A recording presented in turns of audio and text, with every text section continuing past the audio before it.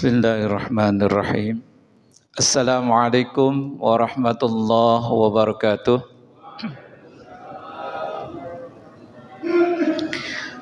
Bismillah, alhamdulillah, wassalatu wassalamu ala rasulillah Sayyidina Muhammad ibn Abdullah wa ala alihi wa ashabihi wa mawalah. La hawla wa la quwwata illa billah. Subhanaka la ilma lana illa ma 'allamtana innaka antal alimul hakim. Amma ba'd.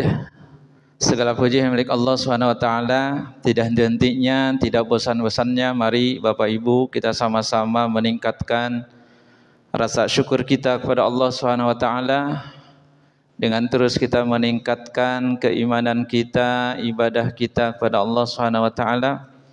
Karena dengan mensyukuri nikmat inilah Allah akan terus memberikan atau menambahkan nikmat-nikmatnya kepada kita semua. Alhamdulillah hari ini kita masih dalam keadaan sehat walafiat. Mari kita doakan orang-orang yang sedang sakit, siapapun hari ini, keluarga kita, saudara kita, jemaah kita, tetangga kita. Mudah-mudahan orang-orang yang sedang sakit hari ini segera diberikan kesembuhan oleh Allah SWT, sehat walafiat kembali seperti sedia kalanya. Hari ini pun kita alhamdulillah diberikan kesempatan kembali oleh Allah untuk bisa hadir di tempat yang sangat mulia ini. Insya Allah kita yang hadir di tempat yang mulia ini akan mendapatkan kemuliaan dari Allah SWT. Baik kemuliaan itu Allah berikan di dunia maupun nanti kemuliaan yang Allah berikan di akhirat. Bapak Ibu yang dirahmati Allah SWT, hari ini kita akan membahas mengenai tentang keutamaan sholat duha. Ya. Hari ini kita akan membahas mengenai tentang keutamaan sholat duha. Bapak Ibu, terkadang kita tidak memperhatikan mengenai sholat duha ini. Karena kesibukan kita yang setiap harinya, ya. Orang-orang yang melakukan sholat tersebut itu merupakan karunia yang Allah berikan kepada kita semua. Kalau memang setiap hari kita bisa melakukan sholat duha tersebut, berarti Allah telah memberikan karunia-Nya kepada kita semua. Karena tidak semua orang bisa melakukan sholat duha ini. Bapak Ibu yang dirahmati Allah SWT, dalam pertemuan yang lalu kita sudah membahas mengenai tentang sholat sunnah awabin. Makanya sholat sunnah awabin itu kemarin dikonotasikan menjadi dua. Satu, ada yang diartikan sholat duha. Kemudian yang kedua, ada yang diartikan sholat di antara maghrib dan isya. Di sini disebutkan bahwa sholat duha itu adalah sholatnya orang-orang yang kembali kepada Allah. Mereka yang bertaubat kepada Allah Subhanahu wa ta'ala. Kata duha secara bahasa adalah nama untuk awal siang hari atau pagi. Sedangkan sholat duha dalam fikih adalah sholat sunnah yang dilakukan di waktu duha. Pertanyaannya, Pak, mulai dari kapan sholat duha itu bisa dilakukan? Maka awal sholat duha ini bisa dimulai dari terbitnya matahari seukuran satu tumbak. Satu tumbak ini para ulama berbeda. Ada yang mengatakan 7 hasta satu tumbak itu. Kemudian yang kedua ada yang mengatakan 2,5 meter satu tumbak. Ada juga ulama yang mengatakan kurang lebih dari waktu subuh, kurang lebih dari mulai terbitnya fajar itu dihitung 15 menit. Saat itu baru boleh kita melakukan sholat. Makanya pada saat setelah sholat subuh, ketika kita sudah melakukan sholat subuh berjamaah, kemudian kita berzikir, itikaf menunggu sampai waktu datangnya syuruk, bunyi tet tet tet tet tet, maka tambahkan saat waktu bunyi itu kurang lebih 15 menit setelah waktu syuruk, baru boleh kita melakukan sholat sunnah. Maka saat itu boleh melakukan sholat sunnah isyraq. Dan waktu itu sudah bisa dikatakan sebagai awal dari sholat duha. Seperti itu. Baik, jadi tadi seukuran satu tombak itu para ulama berbeda pendapat. Ada yang mengatakan 7 hasta atau ada yang mengatakan 2,5 meter. Sampai waktu zawal. Waktu zawal ini waktu apa? Saat matahari tergelincir ke arah barat. Sehingga pertanyaannya, Pak, waktu apa saja yang dilarang untuk melakukan sholat sunnah? Jadi waktu apa saja yang dilarang bahkan haram melakukan sholat sunnah? Saya sampaikan di dalam kitab Safinatun Najah karangan Syekh Salim bin Sumair Al-Hadrami, menjelaskan bahwa waktu yang dilarang untuk melakukan sholat, dan dijelaskan pula oleh Syekh Nawawi dalam kitab Kasyifatus Sajjah. Beliau menjelaskan 5 waktu yang diharamkan itu apa saja. Pertama, pada saat terbitnya matahari sehingga meninggi seukuran 1 tumbak tadi. Maka kurang lebih 1 tumbak diartikan oleh ulama 15 menit setelah waktu terbitnya fajar. Dan saat itu ketika waktunya mulai terbit fajar itu masih dilarang untuk melakukan sholat.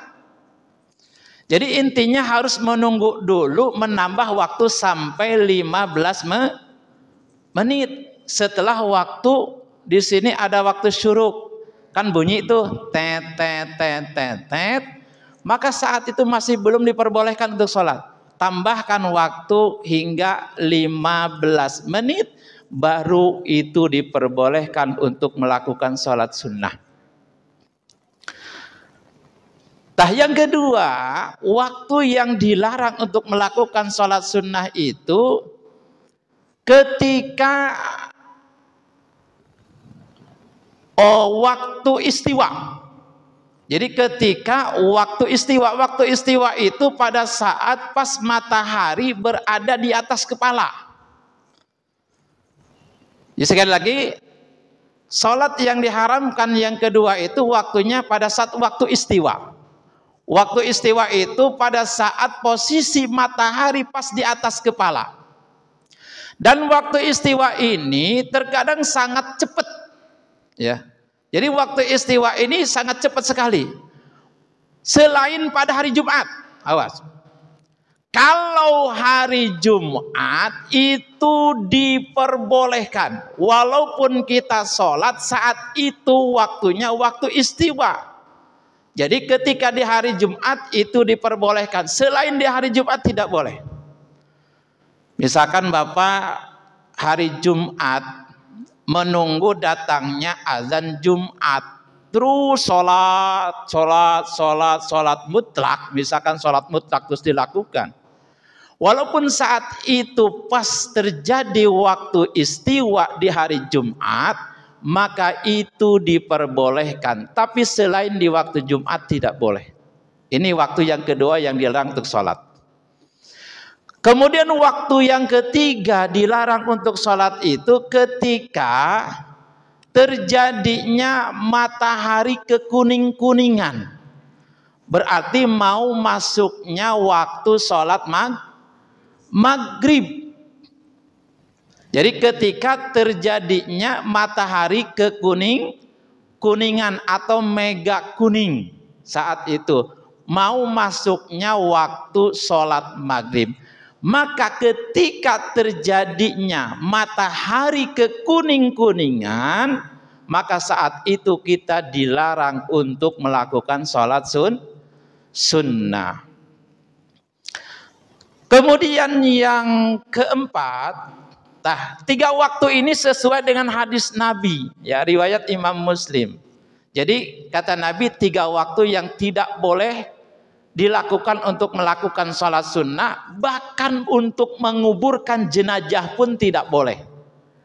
Tadi ketika terbitnya matahari sehingga meninggi seukuran 1 tombak. Yang kedua, ketika waktu istiwa. Waktu istiwa itu waktu pada saat matahari posisi berada di atas kepala kita.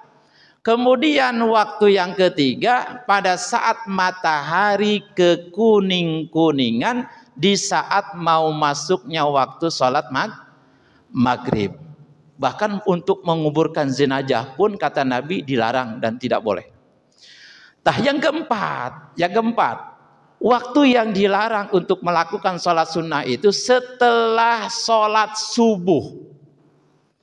Setelah sholat subuh.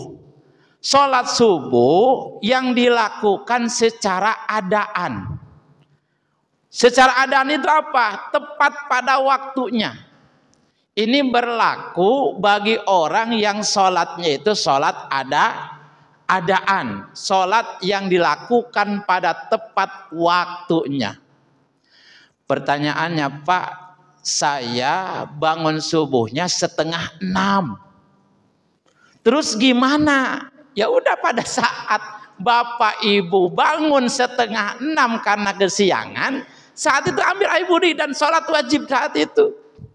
Jadi berlakunya larangan bagi orang melakukan sholat sunnah setelah waktu subuhnya itu pada terhadap orang-orang yang melakukan sholat subuhnya secara adaan. Adaan itu sholat yang dilakukan pada waktu. Jadi di awal waktu gitu. Berbeda dengan orang-orang yang tadi kesiangan bangunnya. Ya kalau bangunnya 5:30 belum sholat subuh, apakah harus tidak boleh melakukan sholat subuh saat itu? Ya wajib sholat. Pada saat dia bangun ambil air wudhu sholat walaupun waktunya 5:30. Bahkan ketika bangunnya jam 6 karena kesiangan, maka di saat dia bangun ambil air wudhu pada jam 6 itu lakukan sholat subuh. Seperti itu. Baik, yang kelima, waktu yang dilarang untuk melakukan sholat sunnah itu setelah sholat asar. Dan ini pun berlaku bagi orang yang melakukan sholat asar secara adaan, tepat pada waktunya. Berbeda dengan orang yang belum melakukan sholat asar. Misal, hari kemarin dia lupa tidak melakukan sholat asar. Hari ini tadi sore setelah sholat asar dia mau melakukan sholat qada asar. Apakah boleh? Boleh, silahkan. Ya, boleh. Karena dia masih punya kewajiban yang harus diqada. Kemarin tidak melakukan sholat asar karena lupa. Misalkan lupa. Maka hari tadi sore walaupun setelah melakukan sholat asar berjamaah secara adaan, karena dia mau melakukan sholat qada asarnya, maka boleh dilakukan saat itu. Berarti kalau tidak ada sebabnya tidak boleh. Gimana Pak kalau saya habis dari kamar mandi wudhu, kemudian mau masuk masjid pada saat itu setelah waktunya itu misalkan jam 5 posisinya, atau setelah sholat asar. Sedangkan sholat asar tadi saya sudah sholat asar di tepat waktu, di awal waktu. Karena Bapak mau masuk ke masjid, sedangkan pada saat masuk ke masjid disunahkan untuk sholat apa? Sholat sunnah tahiyatul masjid, maka boleh saat itu Bapak melakukan sholat sunnah tahiyatul masjid. Karena itu ada sebab. Seperti itu. Baik. Bapak Ibu yang dirahmati Allah Subhanahu wa taala, maka tadi Salat duha di dalam fikih itu salat sunnah yang dilakukan di awal di waktu duha, yaitu mulai dari matahari terbit kurang lebih seukuran satu tombak. Kalau ulama mengartikan kurang lebih 15 menit setelah waktu syuruk, maka tunggu sekitar 15 menit tambah waktu, maka saat itu diperbolehkan kita untuk salat sunnah. Bapak Ibu yang dirahmati Allah, ternyata banyak keutamaan bagi orang-orang yang melakukan sholat sunnah duha. Hukum sholat duha itu apa? Dalam kitab Al-Majmu, ya, kata Imam An-Nawawi, hukumnya itu sunnah mu'akadah. Sunnah mu'akadah berarti sunnah yang memang dianjurkan sekali. Bahkan kata Ibnu Abbas, wasiat Nabi Shallallahu Alaihi Wasallam kepada sahabat Ibnu Abbas, apa yang diwasiatkan oleh Nabi? Ada 3 yang diwasiatkan oleh Nabi kepada Ibnu Abbas. Pertama, kata Nabi, siyamu salasata ayyamin min kulli syahrin. Puasa 3 hari di setiap bulan. Yang kedua, warok atayid duha. Wasiat yang kedua dari Nabi kepada Ibnu Abbas adalah 2 rakaat sholat duha. Intinya kalau bisa jangan ditinggal. Wasiat yang ketiga, wa an utira qabla an anama, agar kita melakukan sholat witir sebelum tidur. Walaupun waktu sholat witir itu boleh dilakukan setelah tidur. Jadi boleh sebelum tidur, selepas habis sholat isya, ba'diyah, kemudian witir boleh. Atau nanti setelah tidur dulu, bangun jam 2, bangun jam 3, saat itu sholat tahajud, kemudian ditutup dengan witir, dan itu pun boleh, silahkan. Keutamaan yang kedua kata Nabi adalah sholat duha itu merupakan ampunan dari dosa kita. Jadi Allah akan mengampuni dosa kita itu dengan sholat duha. Hadis riwayat Imam At-Tirmidzi, man hafadha ala syafa'atid duha ghufirat lahu dzunubuhu misla jabadil bahri. Subhanallah. Jadi kata Nabi, barang siapa yang dia menjaga atau membiasakan sholat duha, maka dosa-dosanya itu akan diampuni oleh Allah meskipun sebanyak buih di lautan. Jadi cara agar Allah mengampuni dosa itu kan caranya banyak.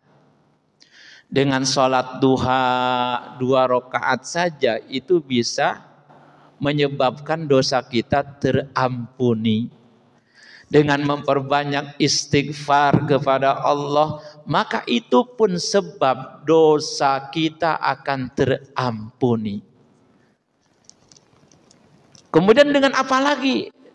Dengan cara kita memperbanyak baca Al-Quran, dengan memperbanyak baca zikir, terutama tadi zikir istighfar, maka itu pun bisa menyebabkan dosa kita diampuni oleh Allah.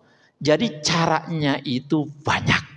Maka salah satunya dalam pembahasan malam hari ini yaitu dengan sholat duha 2 rakaat yang kita lakukan dengan penuh keikhlasan, maka itu pun bisa menghapuskan dosa kita. Subhanallah. Kemudian yang kedua, keutamaan sholat duha itu kita tidak akan dianggap sebagai orang-orang yang lalai. Kita bacakan hadis dari sahabat Ismail bin Ubaidillah dari Abdullah bin Amr qala laqitu Abazarin. Jadi kata Abdullah bin Amr, aku ini bertemu dengan Abu Zar. Fakultu, aku bertanya kepada Abu Zar, ya ammu ikbisni khairan, wahai paman, tolong beritahukan kepadaku mengenai tentang suatu kebaikan. Faqala, maka Abu Zar berkata, sa'altu, aku pun bertanya Rasulullah sallallahu alaihi wasallam, Jadi aku bertanya kepada Rasul sallallahu alaihi wasallam, kama sa'altani, sebagaimana engkau bertanya kepadaku. Faqala, maka Rasulullah menjawab, in shallaitad duha raq'ataini lam tuktab minal ghafilin. Jadi jika kamu, kata Nabi, sholat duha 2 rakaat, maka tidak akan dicatat sebagai orang-orang yang lalai. Itu 2 rakaat saja. Jadi kita akan dicatat terhadap golongan-golongan yang tidak dikatakan orang-orang yang lalai. Wa in sholaitaha arba'an, jika kamu sholat duha 4 rakaat, kutibta minal muhsinin, maka akan dicatat kepada golongan orang-orang yang berbuat baik. Wa in sholaitaha sittan, dan jika kamu sholat 6 rakaat, sholat duha 6 rakaat, kutibta minal qanitin, maka kamu akan dicatat sebagai golongan orang-orang yang taat. Subhanallah. Wa in sholaitaha samanian, jika kamu sholat duha 8 rakaat, kutibta minal faizina, maka kamu akan dicatat sebagai golongan orang-orang yang beruntung. Wa in sholaitaha asron, dan jika kamu sholat duha 10 rakaat, lam yuktab laka dzalikal yauma dzambun, maka kamu tidak akan dicatat pada hari itu melakukan dosa. Jadi tidak akan dicatat sebagai orang-orang yang melakukan dosa. Wa in sholaitaha sintai asyratan rakaatan, dan jika kamu salat duha 12 rakaat, banallahu laka baitan fil jannah, Allah akan membangunkan untukmu istana di dalam surga. Pertanyaannya, Bapak, salat duhanya suka berapa rakaat? Ada yang sampai 12 rakaat. 4 rakaat. Alhamdulillah. Pak, saya hanya 2 rakaat setiap hari. Gak apa-apa. Maka dicatat akan dijauhkan dari golongan orang-orang yang lalai. Intinya tidak dicatat sebagai orang-orang yang lalai lah. Salat duha 2 rakaat. Nah, maka silahkan istiqomahkan dan bisa ditingkatkan. Yang baru 2, misalkan yang belum pernah ngelakuin, sekarang mulai lakukan walaupun 2 rakaat. Atau saya sudah 2 rakaat Pak setiap hari, bahkan sampai berpuluh-puluh tahun 2 rakaat terus. Tingkatkan menjadi 4. Gitu. Seperti itu. Orang yang sudah terbiasa 4 rakaat bisa ditingkatkan menjadi 6 rakaat. Terus ada peningkatan. Subhanallah. Yang penting kita lakukan salat duhanya. Bapak Ibu yang dirahmati Allah Subhanahu wa taala. Wa an Aisyah, hadis dari sahabat Aisyah, dari Aisyah radhiyallahu anha qalat, Aisyah itu berkata, kana Rasulullah sallallahu alaihi wasallam, jadi Nabi sallallahu alaihi wasallam yusalliyad duha arba'an, salat duha, Nabi melakukan salat duha 4 rakaat, wa yazidu masya Allah, dan Nabi menambahkan rakaatnya dengan apa yang dikehendaki oleh Allah Subhanahu wa taala. Rawahu Muslim, hadis riwayat Imam Muslim. Tuh, Nabi juga terkadang melakukan salat duhanya itu 4 rakaat, terkadang ditambahkan juga. Intinya tidak terus-menerus 4 rakaat, tapi Nabi pun menambahkan rakaatnya. Bisa jadi 6, bisa jadi 8, bisa jadi 10, bahkan maksimalnya adalah 12 rakaat. Jadi bilangan sholat duha itu minimal 2 rakaat, maksimalnya 12 rakaat. Subhanallah. Bapak Ibu yang dirahmati Allah Subhanahu wa taala. Ada hadis Nabi lagi, riwayat Imam Muslim. Ya. Walahu anha, yang diriwayatkan oleh Imam Muslim masih dari Aisyah. Annaha su'ilat, sesungguhnya Aisyah pernah ditanya, hal kana Rasulullah sallallahu alaihi wasallam, apakah Rasulullah itu biasa melakukan yusalliyad duha, biasa melakukan salat duha? Jadi Aisyah ditanya, apakah Rasulullah biasa melakukan salat duha? Qalat, Aisyah menjawab, la, tidak. Illa ayyaji'a min magibihi, kecuali apabila Rasulullah pulang dari bepergian. Maknanya apa? Bahwa salat duha ini hukumnya sunnah, tidak wajib. Jadi supaya tidak dianggap wajib. Tapi hukumnya sunnah. Bahkan tadi dikatakan sunnah mu'akadah kata Imam An-Nawawi dalam kitab Al-Majmu'. Jadi hukum salat duha ini sunnahnya sunnah mu'akadah. Jadi sunnah yang memang sangat dianjurkan sekali. Apalagi bagi kita yang waktunya banyak, bapak ibu sudah pensiun, kesibukannya sudah mengurang, maka silahkan lakukan mumpung waktunya ada. Pada saat bapak ibu masih muda, masih sibuk bekerja, terkadang sholat duha tidak pernah dilakukan. Sekarang sudah pada pensiun nih, kesibukannya sudah mulai berkurang. Maka silahkan waktu senggang ini bisa dilakukan untuk melaksanakan salat duhanya. Seperti itu, Masya Allah. Bapak Ibu yang dirahmati Allah Subhanahu wa Ta'ala,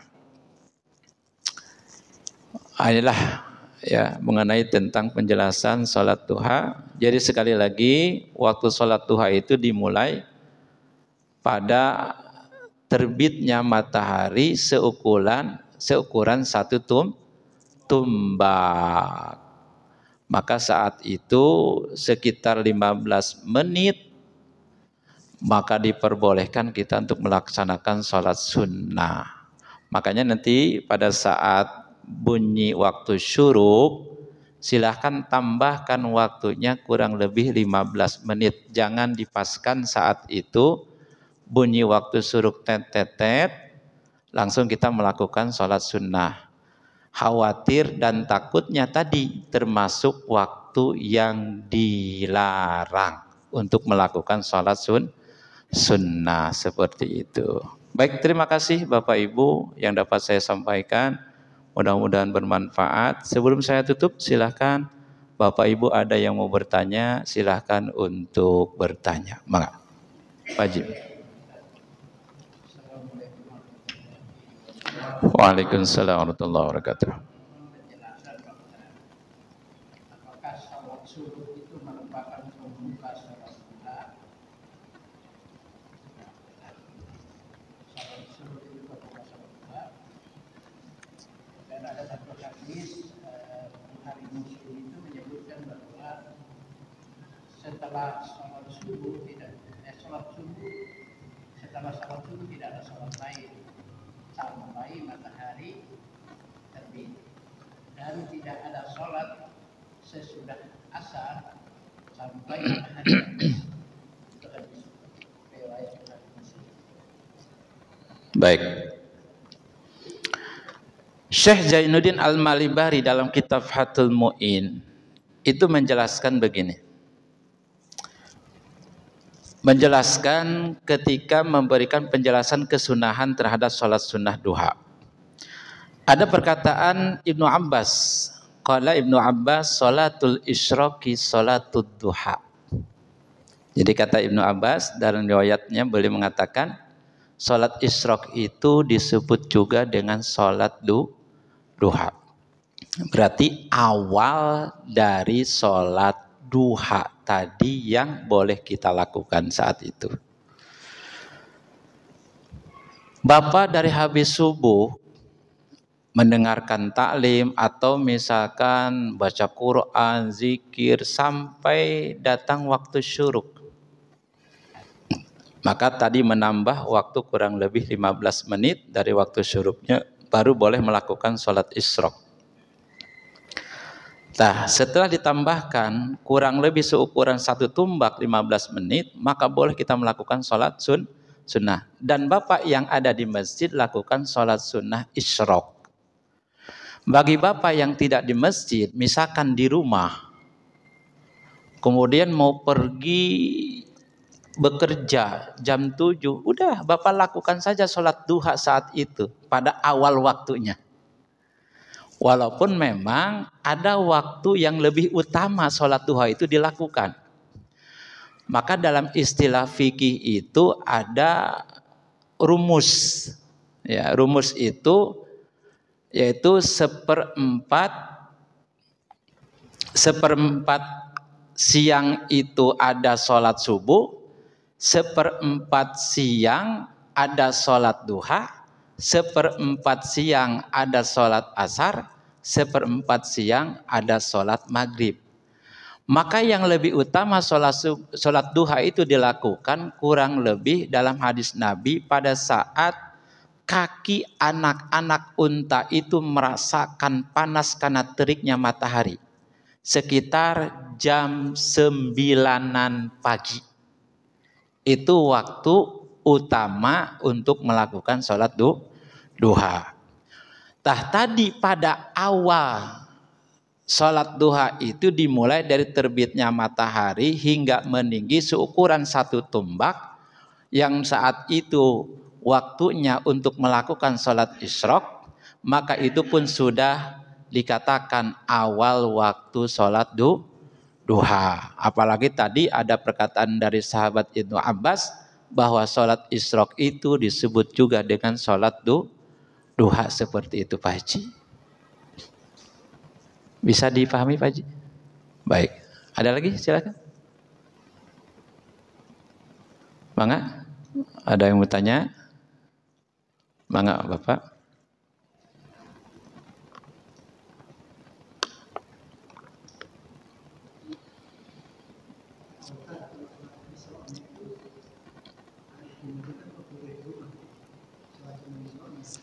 Baik.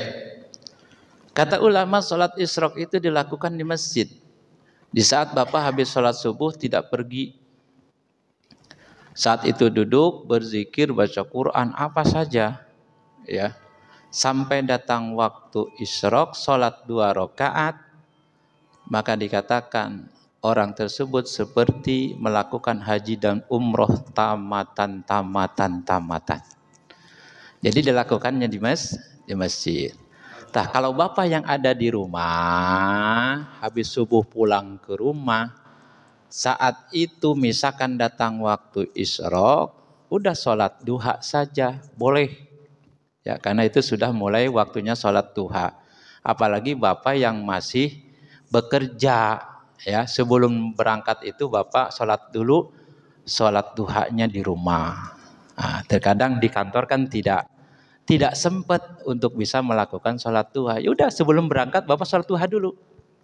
Saat itu, ya, di awal waktu duha. Ya, sekali lagi ulama mengatakan bahwa sholat isyraq itu dilakukan di masjid. Di saat habis sholat subuh, Bapak tidak beranjak kemana-mana, duduk, berzikir, baca Quran, sampai datang waktu isyraq, maka lakukan sholat sunnah 2 rakaat. Pak, boleh gak sholat isyraq 4-6 rakaat? Tidak boleh. Sholat isyraq hanya 2 rakaat saja. Kalau Bapak mau menambahkan, nanti udah tambahannya sholat duhanya nanti. Tambahin saat sholat duha. Silahkan. Tapi sholat isyraq itu 2 rakaat. Niatnya seperti itu. Ada lagi? Mangga? Silahkan. Bapak dulu. Ini. Waalaikumsalam warahmatullahi wabarakatuh.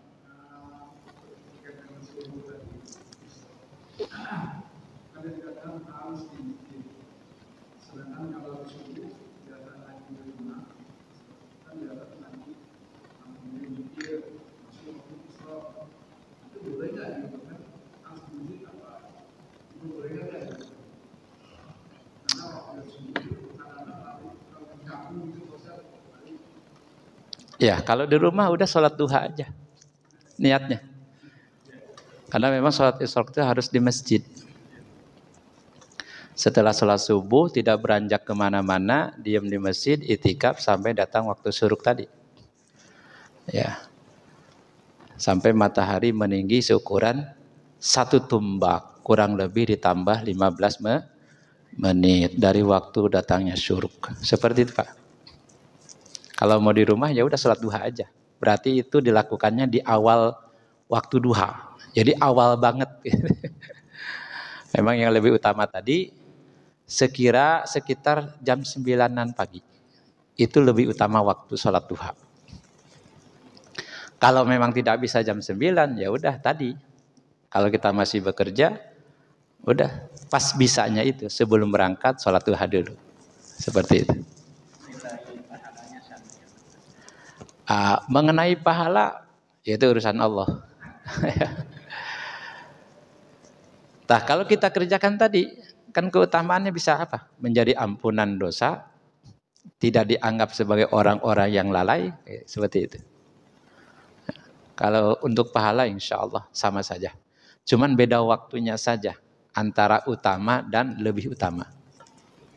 Antara awal waktu dengan waktu yang memang lebih utama dilakukan saat itu untuk melakukan salat duhanya. Silakan ada lagi? Mangga. Waalaikumsalam warahmatullahi wabarakatuh.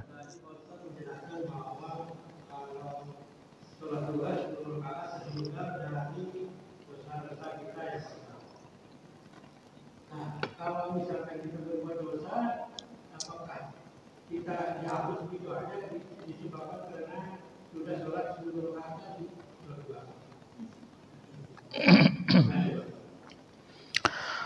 Baik. Tadi dikatakan bahwa sholat duha itu adalah sholatnya orang-orang yang kembali kepada Allah. Maksudnya orang-orang yang bertaubat. Pada saat kita memaknai makna sholat sunnah awabin tadi. Kan makna sholat awabin itu ada dua. Ada diartikan sholat duha. Ada yang mengartikan sholat di antara maghrib dan isya. Maka sholat duha itu bisa dikatakan sebagai sholatnya orang-orang yang bertaubat. Nah, bagaimana kita melakukan dosa? Apakah dengan sholat itu bisa terhapuskan dosa kita? Ya bisa. Berarti kalau kita betul-betul ya tobat, tobatnya tobat benar-benar. Jangankan dosa kecil. Yang dimaksud Allah menghapuskan dosa di sini berarti kan dosanya dosa kecil. Kalau dosa besar itu kan dengan caranya betul-betul taubat, menjauhi, tidak akan melakukannya lagi. Seperti syirik. Nah, itu bisa diampuni dengan cara bertobat kembali kepada ketaatan yang betul sehingga tidak akan melakukan dosa itu lagi. Jadi betul-betul nyesel. Nah, dengan sholat sunnah duha itu bisa menghapuskan dosa kita. Berarti dosanya dosa kecil, dosa mata, dosa tangan, dosa kaki kita, dosa mulut. Itu bisa terampuni insya Allah. Yang penting tadi dilakukan dengan cara ikhlas lillah. Seperti itu, dengan penuh keikhlasan. Itu Pak. Masih ada? Yang mau ditanyakan? Silakan.